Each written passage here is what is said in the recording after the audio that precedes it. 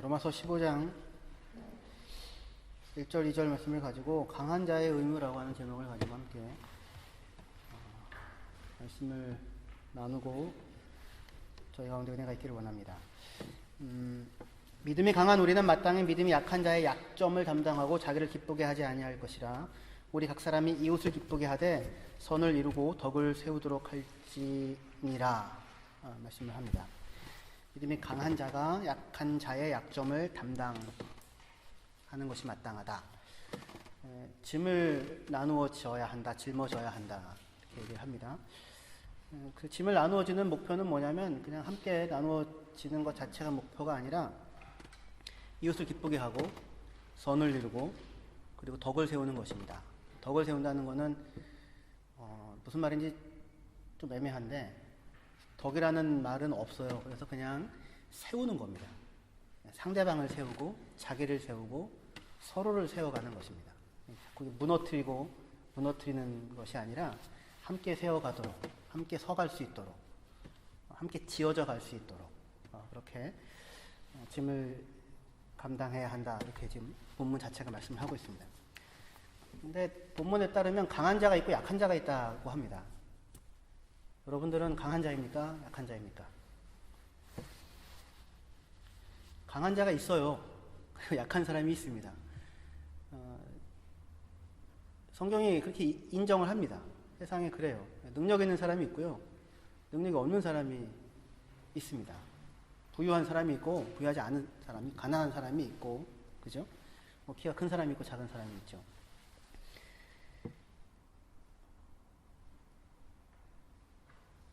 성경에서도 이게 현실이잖아요. 이 땅에서 있는 현실이지 않습니까?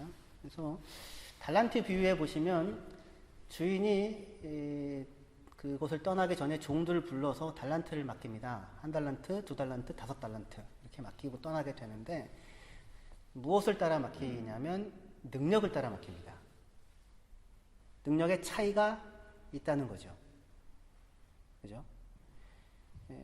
어떤 의미에서 보면 그러니까 공평하지 않습니다. 어떤 기준으로 본다면. 우리 개혁 성경에는 재능을 따라 맡겼다고 되어 있는데 재능이 아니라 능력이 맞습니다. 능력을 따라서 맡깁니다. 그러니까 5달란트 받은 사람은 5달란트를 관리할 만한 능력이 있는 겁니다. 주인이 보고 그 정도를 맡기고 떠난 것이고 1달란트를 받은 사람은 1달란트 정도를 관리할 능력이 있다 여겨서 맡긴 거예요. 여러분들 스스로는 어떻게 생각하십니까? 스스로에 대하여 1달란트, 2달란트, 5달란트 중에서 안 맡기신 것이 더 좋습니까? 안 맡기신 것이? 능력을 따라서 인생과 삶을 다 맡겨 놓으셨어요.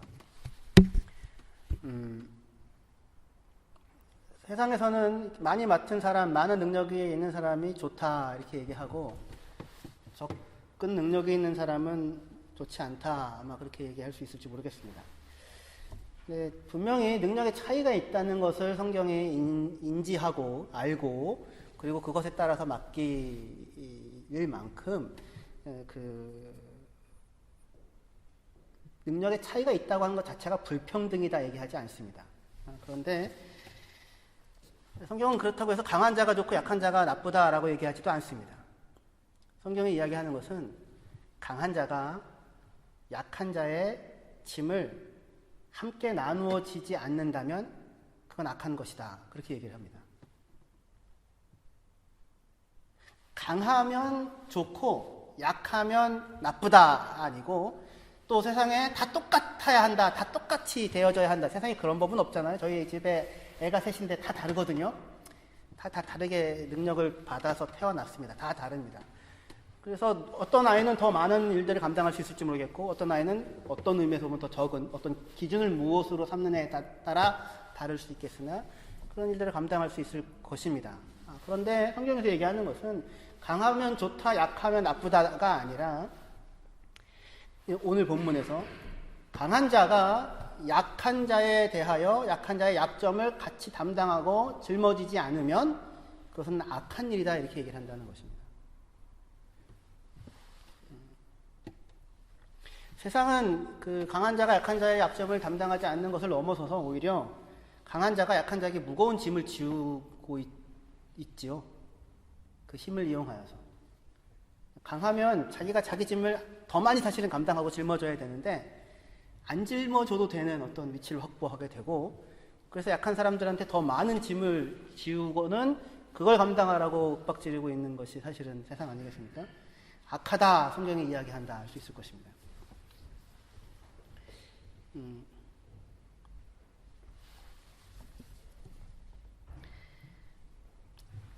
그런데 분명히 이건 성경의 기본적인 생각인데, 스스로 생각하실 때 여러분들은 강한 사람이라고 생각하세요? 아니면 약한 사람이라고 생각하십니까?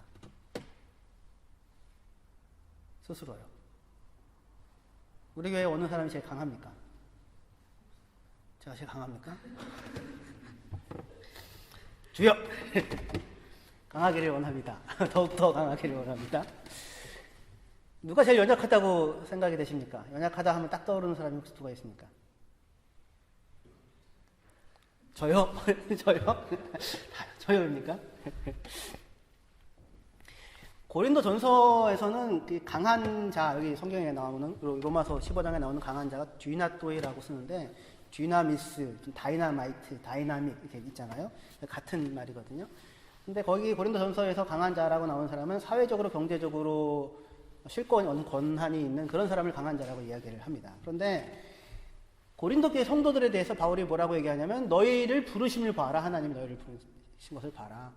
욕심을 따라 강한 사람이 없지 않느냐. 오히려 약한 사람들을 부르시지 않으셨느냐. 그렇게 얘기하거든요. 너희 중에 눈볼 좋은 자가 누가 있느냐. 강한 자가 누가 있느냐. 지혜로운 자가 누가 있느냐. 약한 자들이지 않느냐. 약한 자들을 불러서, 그런데 하나님께서는 강한 자들과 능력 있는 자들과 있는 것들을 부끄럽게 하시는 분이시다. 그렇게 얘기를 하시죠.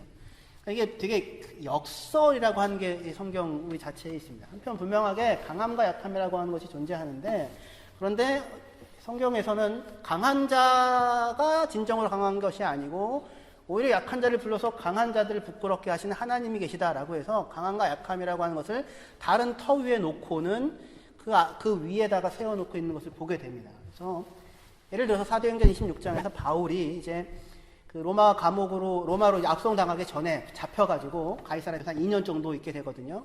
근데 그때 이제 총독, 베스도라는 총독, 그리고 아그리빠 왕이 거기 방문해가지고 그 앞에서 자기의 사정에 대하여서 이렇게 변론을 하는 장면이 있습니다. 근데 자기를 변론을 하는 것을 빌미로 하여 복음을 전합니다. 바울이요. 그랬더니 그 얘기를 듣고 아그리빠 왕이 네가 적은 말로 나를 그리스도인이 되게 만들려고 하는 것이냐.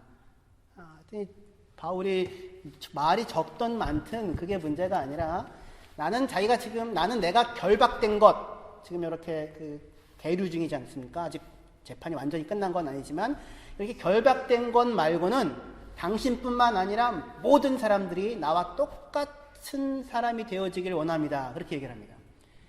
당시에 베스도 총독과 아그리빠 왕이라고 하는 강력한 실권을 가지고 있는 사람 앞에서 나는 당신이 나와 같은 사람이 되기를 원합니다. 이렇게 얘기를 하고 있습니다. 대단하죠. 이런 대단함은 누구에게서도 발견됐냐면 야곱에게서도 발견되죠. 야곱이 애굽의 바로 왕 앞에 섰을 때 바로 왕 앞에서 바로 왕을 축복하고 나옵니다. 어떻게 보면 피난 내려온 사람임에도 불구하고 그 왕의 권세 앞에 꿀리지가 않습니다. 더 큰 권세를 알고 있는 사람이기 때문에 그런 거죠. 그렇죠? 그래서 지금 약한 것들을 통하여 강한 자들을 부끄럽게 하신다라고 할 때 진정한 강함이라고 하는 것이 세상의 권세나 가지고 있다고 하는 것 자체에서만 비롯되어지지 않고 예수 그리스도를 안다면, 그리스도인이라면 그 사람이야말로 어떠한 형편과 처지 가운데 있다 할지라도 진정으로 강한 사람이라 이야기할 수 있을 것입니다. 그래서 지금 로마서 우리 15장 본문 1절에 믿음이 강한 우리는 이렇게 얘기를 하고 있는 겁니다. 물론 우리 원래 성경 자체에는 믿음이라는 말은 없어서 그냥 강한 우리는 이렇게 되어져 있습니다만, 그냥 강하다고 하면 읽을 때 오해가 있을 수 있기 때문에 일종의 설명을 붙여서 번역을 해놓은 겁니다. 믿음이 강한 우리는. 그러니까 우리에게 있어서, 그리스도인에게 있어서 진정 강함이라고 하는 것은 어디서 비롯되는가? 믿음에서 비롯된다는 것이죠. 믿음이 세면 강해진다는 얘기, 물론 믿음이 세면 더 강할 수 있긴 하겠지만 믿음의 대상이 누군지 알고 있기 때문에, 하나님이 누구인지 알고 있기 때문에 강한 사람이 되어줄 수 있을 것입니다. 여러분들은 스스로 생각하실 때에 강한 사람 이라고 스스로 생각할 수 있어야 할 것입니다. 그런데 이제 아무리 목사님이 강한 사람이라고 이렇게 강변한다고 한들, 제가 지금 여기 독일에서 살면서 말 하나 제대로 못하고 못 알아들어서 비비태하는 것 자체가 너무 힘든 이런 상황을 살고 있는데, 강하고 말고 이 상황에서도 버티는 게 강하다는 말입니까? 혹시 이렇게 이해할 수 있을지 모르겠는데, 본문에서 우리가 강한 사람에 대하여 이야기하는, 이런 사람이 강한 사람이다 라고 이야기하는 부분을 확인할 수 있는 것이 있습니다. 15장 1절 우리 같이 한번 읽어보도록 하겠습니다. 1절 같이 읽겠습니다. 시작. 믿음이 강한 우리는 마땅히 믿음이 약한 자의 약점을 담당하고 자기를 기쁘게 하지 아니할 것이라. 믿음이 강한 사람은 믿음이 약한 사람의 약점을 어떻게 한대요? 담당한대요. 그죠? 이사야 53장에서 고난받는 여호와의 종에 대하여서 우리는 각기 다 양 같아서 그릇 행하여 각기 제 갈 길로 갔거늘 여호와께서는 우리 무리의 죄악을 그에게 담당시키셨도다 이렇게 얘기하죠. 그의 위에 짊어지게 놓으셨도다 라고 얘기를 합니다. 그래서 이 감당한다는 말은 사실상 짊어진다는 거예요. 짐을 짊어진다.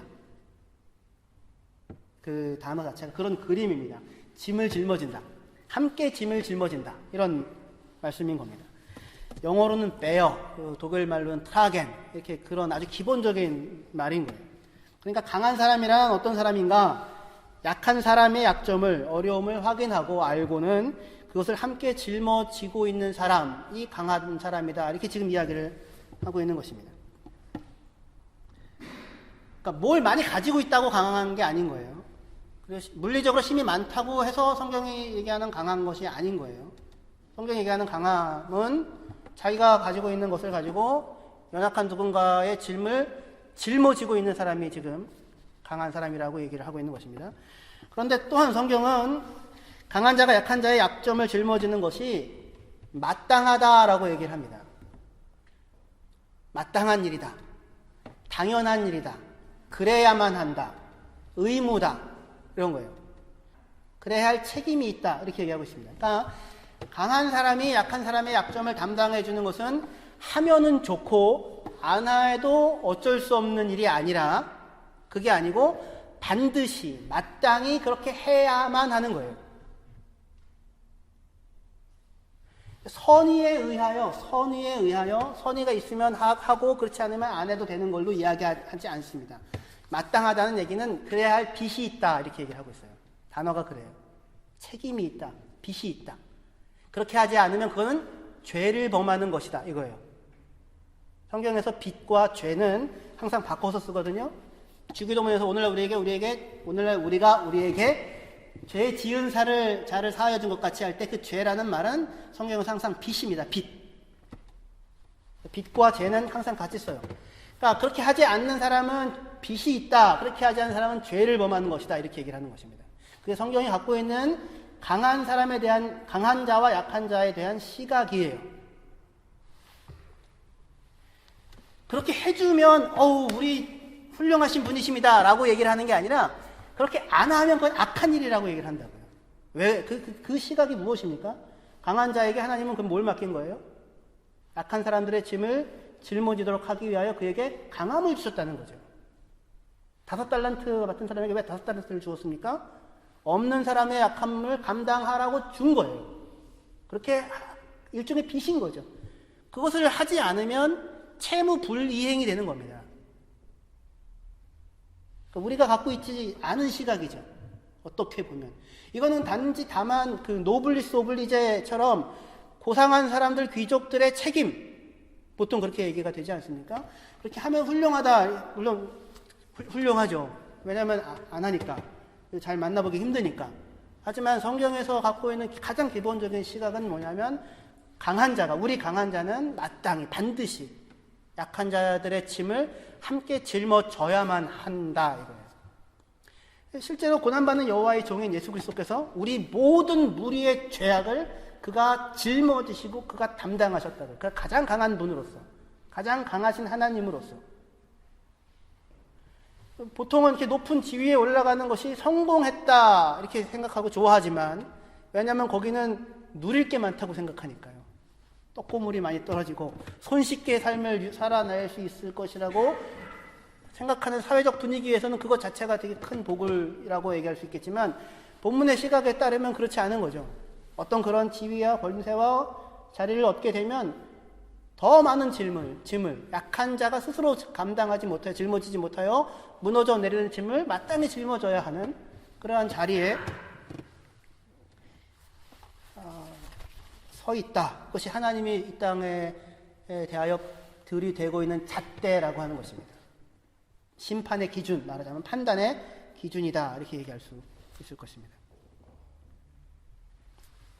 그런데 우리 이제 성경은 이렇게 얘기를 하는데, 인류 역사를 보시면 어떻습니까? 강한 자가 약한 자들의 짐을 짊어져 왔던 역사였습니까? 그렇지 않고 거꾸로였죠. 오히려 항상 강한 사람들이 자기의 짐을 짊어지지 않을 뿐만 아니라 그 짐을, 자기가 짊어져야 마땅한 짐을 약한 사람들의 허리 위에 올려다 놓고 그것을 감당하라고 해왔던 역사가 지난 인류의 역사였었습니다. 옛날 얘기가 아니고 오늘의 이야기입니다. 그러니까 이제 대한민국에서 이제 촛불 집회에 많은 분들이 나오시지 않습니까? 이유는 뭐예요? 강한 사람들이, 권력이 있는 사람들이 더 마땅히 많은 짐을 감당해야 마땅한데, 그렇죠? 근데 그렇지 않고 약한 사람들이 침 흘려 땀 흘려 애써서 얻은 결과물을 가지고 자기들의 개인적인 이익을 위해서 아무렇지도 않게 사용을 했던 것 때문에 분노를 하게 됐던 거잖아요. 그동안 열심히 감당하고 짊어졌는데 그것 갖고 본인들도 누리지 못했는데 그 결과물을 다 아무 노력도 아무 권리도 아무 자격도 없는 사람들이 아무렇지도 않게 누려왔던 것들. 다시 얘기해서 강한 자가 자기가 자기의 짐을 짊어지지 않을 뿐만 아니라 약한 사람들에게 그 짐을 다 짊어져 놓고는 더 짊어지라고 더 짊어지라고 더 짊어지라고 해왔던 것. 그것이 사실상 우리의 지난 인류의 역사였었다고 할 수 있을 것입니다. 성경이 얘기하는 구원은, 성경이 구원을 얘기하잖아요. 이러한 상황에서의 구원입니다. 우리는 보통 우리가 예수를 믿으면 죽어서 천국 가죠. 죽어서만 천국 가는 건 아니고 지금도 천국 가죠. 지금이 천국이죠. 그런데 성경에서 얘기하는 구원 사건의 가장 그 원형이라고 할까, 원초적인 그림은 예수님의 십자가가 정점이지만, 하지만 성경에서 얘기하는 모든 구원에 대한 이야기의 원형이라고 할 수 있는 것은 출애굽 사건입니다. 그게 성경이 그려놓고 있는 구원에 대한 그 큰 그림이에요. 출애굽 사건 없이 그냥 예수님 십자가에 죽고 부활한 것으로 구원했다고 하시지 않습니다. 이 십자가의 사건이, 십자가에 죽고 부활한 사건이 무슨 의미인지 알기를 원한다면 반드시 어디에 비춰봐야 하냐면 출애굽 사건에 비추어서 그것을 이해해야 하는 것입니다. 그게 하나님의 구원에 대한 이야기를 하기 위해서 하나님이 설정한 무대 장치예요. 하나님의 언어입니다. 일종의 그림, 이렇게 뭐죠? 퍼즐로 그림을 만들려면 그 퍼즐 블록 같은 것이 출애굽 사건인 거예요. 일찍이 하나님이 아브라함을 부르시잖아요. 아브라함을 부르셔서 아브라함이 이미 하나님의 백성으로 구원 받았겠죠. 근데 구원에 대한 그 원형적인 사건으로서 아브라함, 이삭, 야곱을 얘기하지 않고 출애굽 사건을 얘기한다는 것입니다. 무슨 얘기냐면 굉장히 오랜 시간이에요. 아브라함을 부르셔서 출애굽 사건이 있기까지 600년 정도 시간이 걸리거든요. 하나님이 행해 오시는 일이라고 하는 게, 하나님이 일하시는 구원의 일이라고 하는 것이 그렇게 저는 예수님 믿습니다. 그래 구원. 그리고 끝. 이렇게 해서 천국 보내는 게 아니에요. 그렇지 않고 우리도 그렇게 안 살지 않습니까? 지금 긴 100년, 80년, 90년 이렇게 살아가잖아요. 긴 시간을 지나오신다.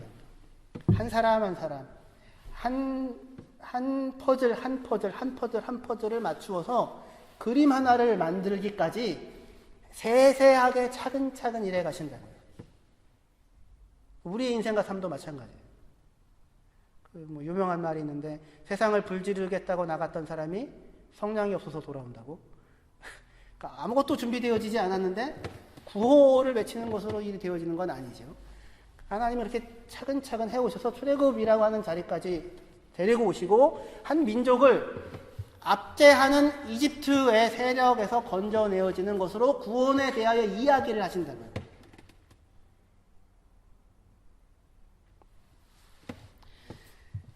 그래서 출애굽 사건이 일어날 때 성경이 묘사하는 이스라엘 백성이 구원받아야 하는 상태는 어떤 상태였냐면 강대국 에집트의 노예로 종으로 무거운 짐을 지고 신음을 하고 있는 상태였었습니다.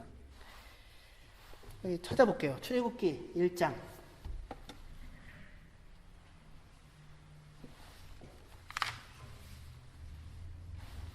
11절이요.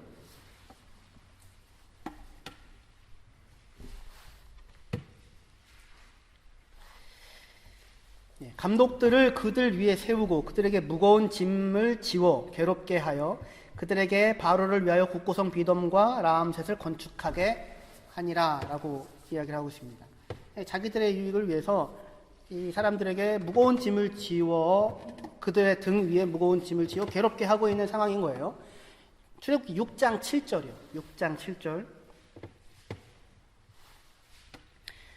그래서 하나님께서 일으키신 구원은 무엇이었는가? 너희를 내 백성으로 삼고 나는 너희의 하나님이 되리니 나는 애굽 사람의 무거운 짐 밑에서 너희를 빼낸 너희의 하나님 여호와인 줄을 너희가 알지라. 이렇게 말씀하시죠. 그렇죠?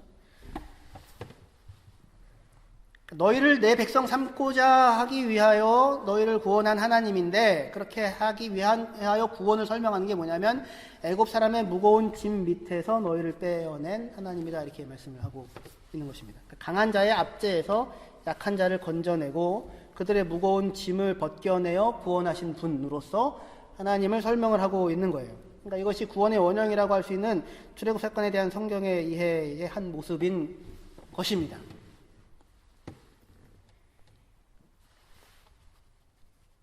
그렇게 구원을 받은 사람들로서 하나님께서 이스라엘에게 자기 백성이 된 이스라엘에게 기대하는 삶의 모습은 이제 그러면 어떤 모습이겠습니까?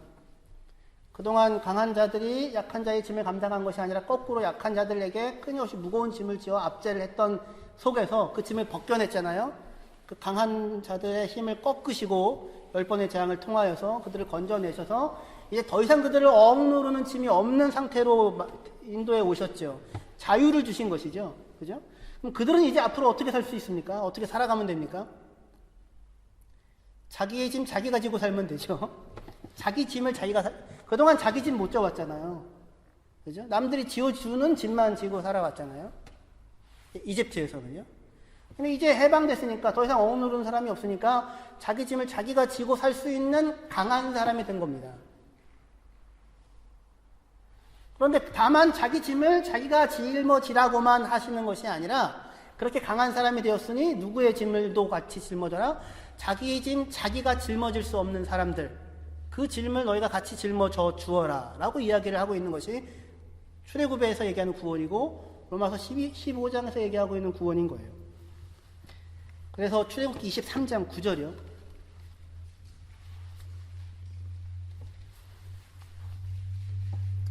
같이 읽도록 하겠습니다. 출애굽기 23장 9절 같이 읽겠습니다. 시작.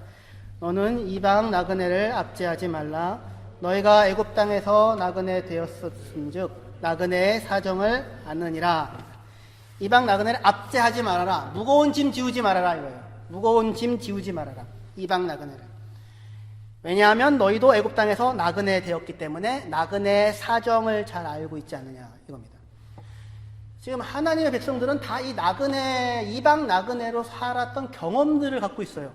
이스라엘 백성도 그렇고 아브라함과 이삭과 야곱도 마찬가지입니다. 아브라함도 그렇게 오랫동안 살았지 않습니까? 그런데 마지막에 사라가 죽었을 때 땅 하나가 없었다고요. 그러니까 이방 나그네라는 것은 거기에 살기는 사는데 아무런 법적인 권리가 없는 사람이에요. 우고하는 자라고 해요. 우고하는 자와 나그네.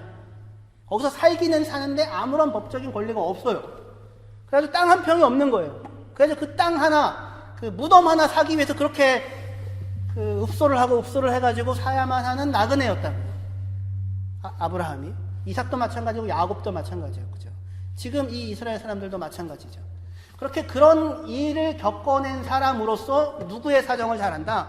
이방 나그네들 사정을 잘 알지 않느냐. 약한 자의 사정을 잘 알지 않느냐. 이렇게 얘기를 하고 있는 것입니다. 이 약한 자의 사정을 잘 알게 하기 위하여 교육용으로 하나님이 일부러 이스라엘 사람들을 압제의 자리에 넣었는가? 이렇게 얘기하면 굉장히 조심스러워집니다. 그 문창극 씨가 그렇게 얘기했다가 그 일제는 하나님의 뜻이다. 하나님 백성을 훈련시키기 위한 하나님의 뜻이다. 이렇게 해가지고 굉장히 힘들었었잖아요. 되게 곤란한 형태의 얘기예요. 거기까지 나가게 되면. 하지만 분명하게 지금 여기에서 이 땅에는 무수한 압제가 있어 왔고, 그렇죠? 일부러 압제의 자리에 들어가려고 그 자리에 있지 않아도 세상에서 강한 사람들은 끊임없이 누군가를 압제하는 자리에 있지 그들의 짐을 대신 지어주는 일이 없잖아요. 그렇죠? 그러니까 하나님은 구원을 베풀기 위하여 세상에 딱히 악이 필요했던 것이 아니라 이 악으로 가득한 세상 가운데 찾아와 어디에든지 일어나는 이런 상황 가운데 있는 사람들에게 찾아와 그들을 건져내신다. 그들의 신음소리를 듣고, 그 성경이 얘기하는 중요한 얘기예요. 그들의 신음소리를 듣고. 하나님에 대해서 뭐라고 설명하냐면 하나님은 그런 상황에서 건져낼 수 있는 강한 분이야라고 성경이 얘기하는 것이 아니라 그 사람들의 신음소리를 들으시는 분이시라고요. 압제 당하는 사람들. 거기에 함께 참여하셨다고. 그러니까 예수께서, 고난받는 여호와의 종이, 메시아인 예수께서 행하신 놀라운 일이 뭐냐면 그냥 와가지고 너희들 죄에 빠져있는데 건져줄게가 아니라 친히 뭘 하셨어요? 모든 걸 다 겪으셨다고요. 죽음의 자리에, 비천함의 자리에. 이사야 53장에 따르면 그는 질병을 아는 자, 공고의 사람, 우리가 겪을 수 있는 그 모든 압제의 자리를 다 같이 있으셨다고요. 너희와 한결같이 시험을 받으신 자로되 죄는 없으시니라. 그분이 우리 메시아라고요. 그러니까 우리가 얘기하는 구원은, 성경에서 얘기하는 구원이라고 하는 것이 너희가 강한 사람은 마땅히 약한 사람들의 약점을 담당해야 된다고 얘기하는 게 다만 어떤 윤리적인 요구로서 그렇게 하면 선하고 좋기 때문이 아니고, 그 다음에 또한 성경이 얘기하는 구원이 이런 힘든 상황에서 이제 좋은 쨍하고 햇뜰 날 왔어, 거기로 하나님 건져낼 능력이 있다고 얘기하는 것이 가장 강한 포인트가 있는 것이 아니라 하나님이 무엇인다고요? 메시아가 와셔서 그 사람들의 신음을 들으신다고요. 같이 겪으신다고요. 같이 아신다고요. 공명이 된다고요. 나사로의 무덤 앞에서 우신다고요.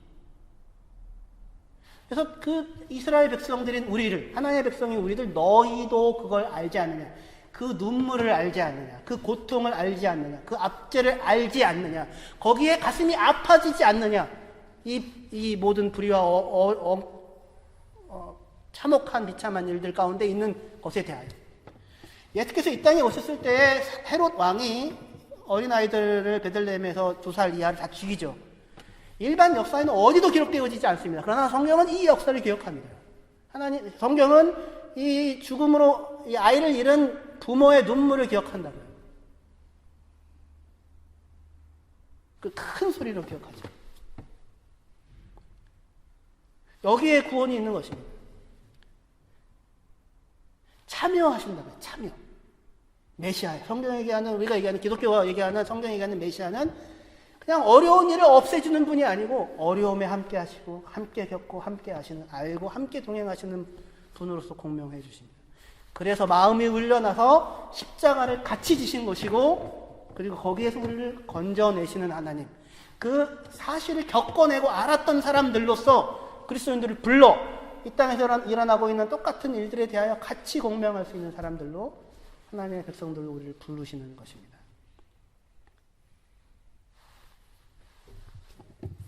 신명기 10장 조금만 더 찾아볼게요. 신명기 10장 18절에서 19절이요.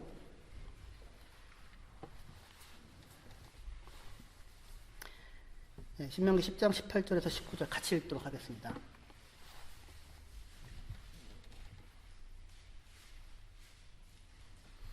네, 시작.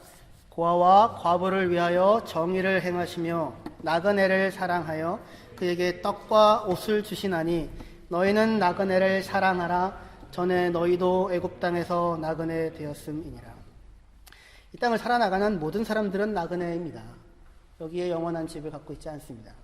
여기에 집 짓고 살겠다고 아무리 힘을 얻어도 그걸로 영원한 집 얻을 수 없습니다. 그렇죠?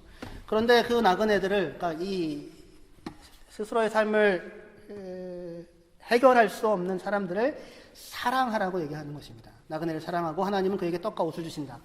이스라엘 백성이 광야에서 그렇게 하셨잖아요. 만나를 주시고 그 옷이 해지지 않게 하셨죠. 그들을 사랑하고 돌봐 주셨죠. 그러니 너희도 그렇게 하라고요. 왜냐하면 너희도 전에 애굽 땅에서 나그네였기 때문에, 겪어서 알았기 때문에. 살면서 어려운 일들과 힘든 여러 가지 일들을 우리가 겪어갈 수 있습니다. 바울이 그랬죠. 무수히 많은 어려운 일들을 겪어갔죠.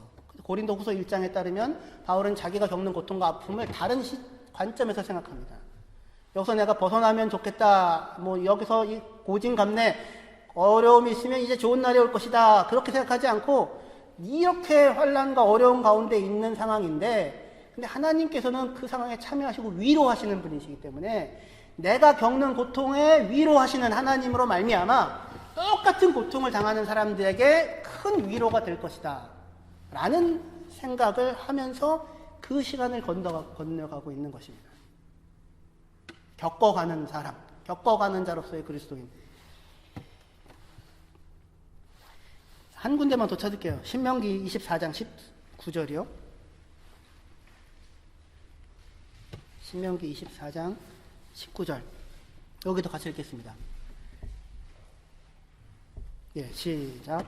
내가 밭에서 곡식을 벨 때에 그 한 뭇을 밭에 잃어버렸거든 다시 가서 가져오지 말고 나그네와 고아와 과부를 위하여 남겨두라.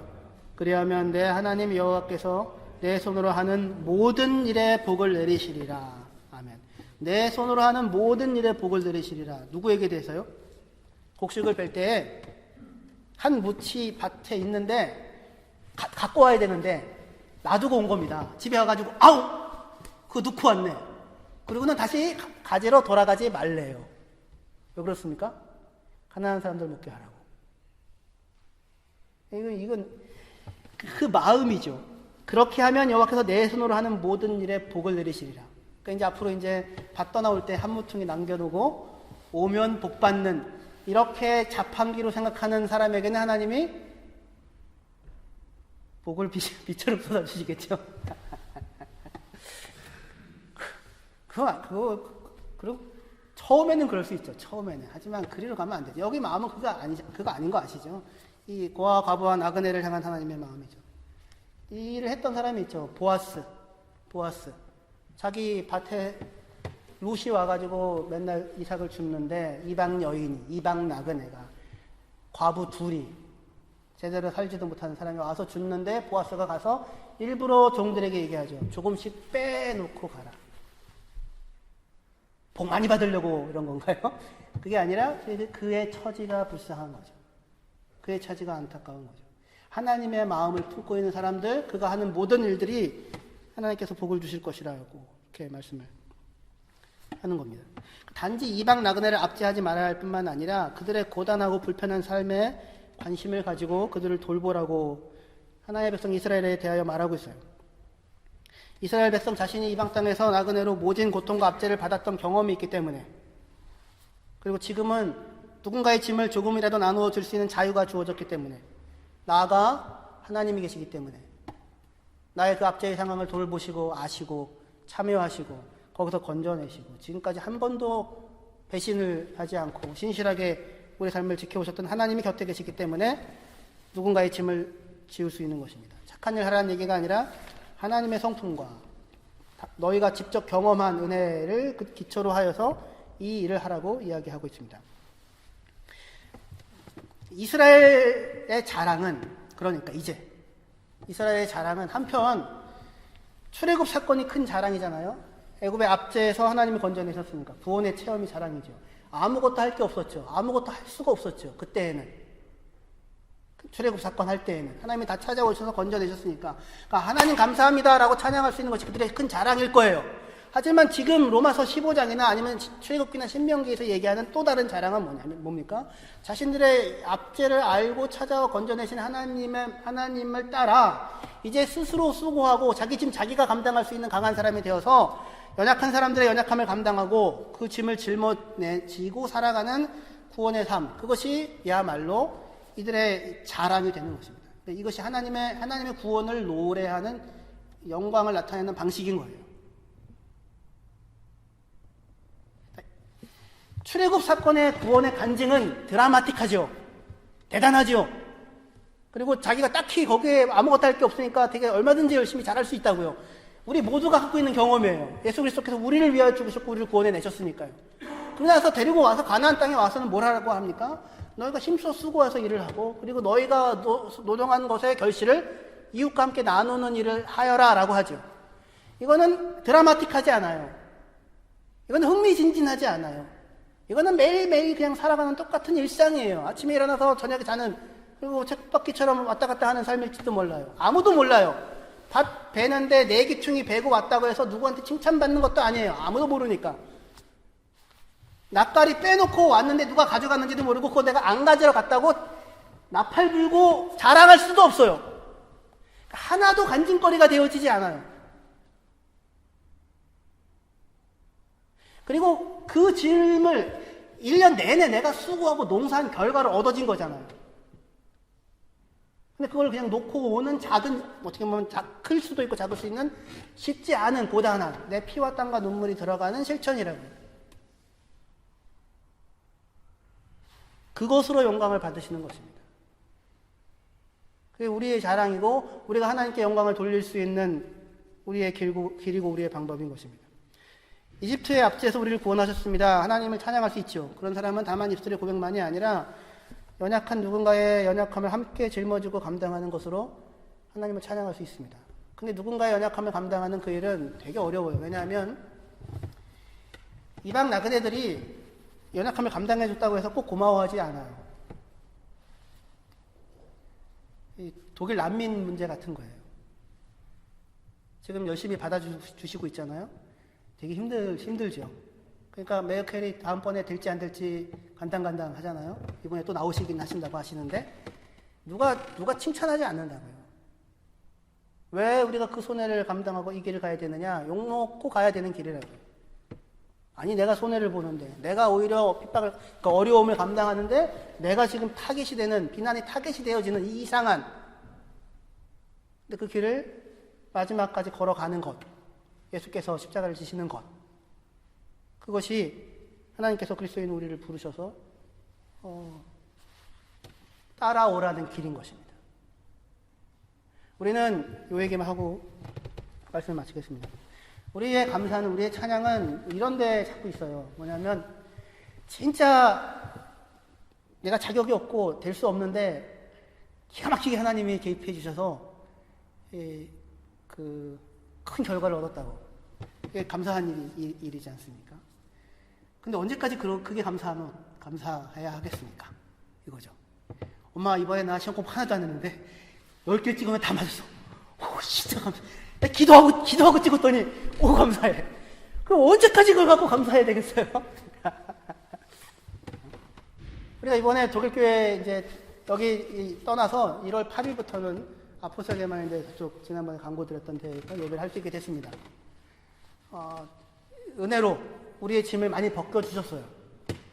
본인들이 더 많이 감당해 주겠대요. 너무 감사하죠. 그러면서 하는 얘기가 우리가 당신네 개마인대와 함께 파트너로 가기를 원하는 이유는 딱 하나다. 당신들과 우리는 형제다. 그리스도 안에서. 나중에 천국에서 다 함께 한 가족으로 만날 것이다. 돈은 저 뒤에 있는 문제다. 우리는 아주 부유하다. 우리는 아주 부유한 개마인대다. 물론 지금 돈은 굉장히 많이 필요한 상황이다. 하지만 우리 굉장히 부유한 개마인대다. 돈은 저 뒤에 있는 얘기다. 1번은 그거 아니다. 우리는 형제다. 그렇게 얘기를 하더라고요. 너무 멋있죠? 그런 얘기를 감동이 막 뛰죠, 감동이. 근데 저는 거기에 대해서 눈물을 흘리며 감동할 수밖에 없는, 다른 건 할 수 없는. 정말 감사했었어요. 감사하죠. 근데 그 얘기는 뭐예요? 그만큼의 짐을 지금 짊어지고 있는 것이요. 아포스톨계마인대는 제가 정확히 이해했는지 모르겠지만 한 달에 장소 사용료로 여기 루카스 교회 1,000유로를 밑으로 한 달에 내고 있다고 합니다. 일주일에 2번 예배합니다, 여기서. 물론 주중에 사용하긴 하지만. 저희는 얹혀서 거의 가스트로 여기서 지금까지 무료로 가스트 프로인트 샤프서로 이렇게 예배를 드려오고 있어요. 감사하죠. 하지만 우리도 가진 것이 있지 않습니까? 그러니까 우리의 감사가, 하나님께서 우리를 이러한 상황에서 기가 막힌 어려움에서 공동에서 건져내 주셨습니다. 감사지만 거기서 한 발 더 나아가서 누군가를 같이 짊어지고 감당해 주는, 표도 안 나고 티도 안 나고 칭찬받지도 못하고 드라마틱하지도 않고 매일매일 수고로운 일상을 감당해야만 겨우 한 번 겨우 짊어질 수 있는 그렇다고 해서 누가 알아주지도 않는 그런 길로 부르신다고요. 지난번에 태산이가 비자를 하러 갔습니다. 누군가의 은혜를 입어가지고 약간 늦게 왔음에도 불구하고 비자 하는데 늦게 오는 경우는 정말 정말 그렇습니다. 근데 정말로 은혜를 입어가지고 바로 들어가서 비자를 잘했어요. 그리고 그 비자 하시는 분도 이제 처음 배우는 분이어서 서류를 냈는데 보지도 않고 그냥 다 복사를 해가지고는 그냥 1년을 줬어요. 얼마나 감사해요? 그 학원도 2월까지 밖에 등록이 안 돼 있고 보험도 2월까지가 끝인데 뭐 보지도 않고 그냥 서류가 있다는 것만 그냥 복사하고는 그냥 1년짜리 비자를 줬으니 얼마나 감사합니까? 할렐루야 하고 나왔어요. 정말로 기뻤습니다. 일주일에 하루 동안 흥분이 가라앉지 않았어요. 저도 그렇고 아마 태산이도 그랬을 것 같아요. 하지만 그게 언제까지 그거 갖고 감사해야 되겠습니까? 시간에 훨씬 일찍 맞춰서 가야죠.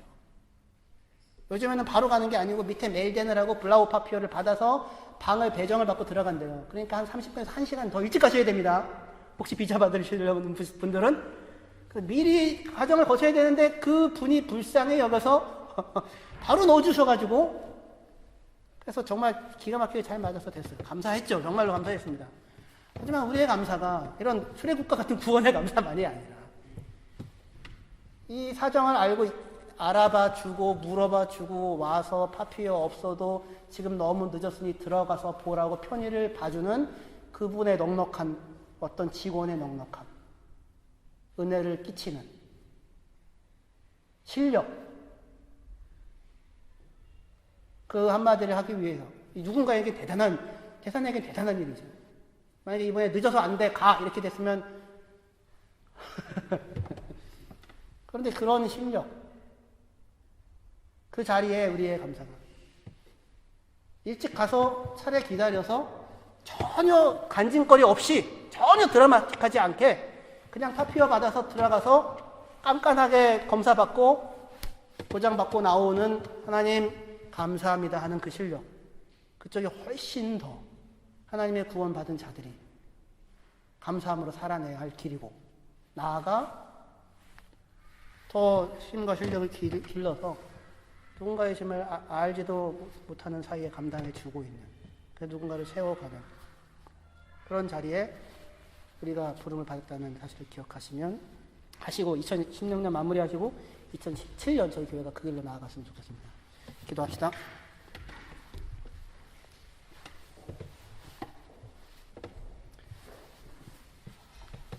하나님 아버지 감사합니다. 우리가 이 보배를 질그릇에 가졌으니 능력의 심이 큰 것이 우리에게 있지 않고 하나님에게 있음을 알게 하려 함이라. 맞습니다. 저희는 강한 사람들이 아닙니다. 우리는 질그릇일 뿐입니다. 그런데 주님이 그 질그릇 된 우리를 불쌍히 여기시고 사랑하시고 부끄러워하지 아니하시고 우리 곁에서 모든 삶의 공고와 고통의 날들을 동참해 주시고 동행해 주시고 그리고 거기서 건져내어 강하게 하시며 주님이 걸어가신 길을 누군가의 짐을 함께 짊어지는 그 길을 그 지난한 그 길을 걸어갈 수 있도록 불러내십니다. 이 영광스러운 자리에 불려진 저희들 주님을 신뢰하고 주님을 의지하며 한 걸음 한 걸음 나아가 진정으로 우리의 삶을 통하여 하나님이 영광을 받으시는 놀라운 자리에 저희 모두가 서게 하여 주시옵소서. 예수님의 이름으로 기도합니다. 아멘.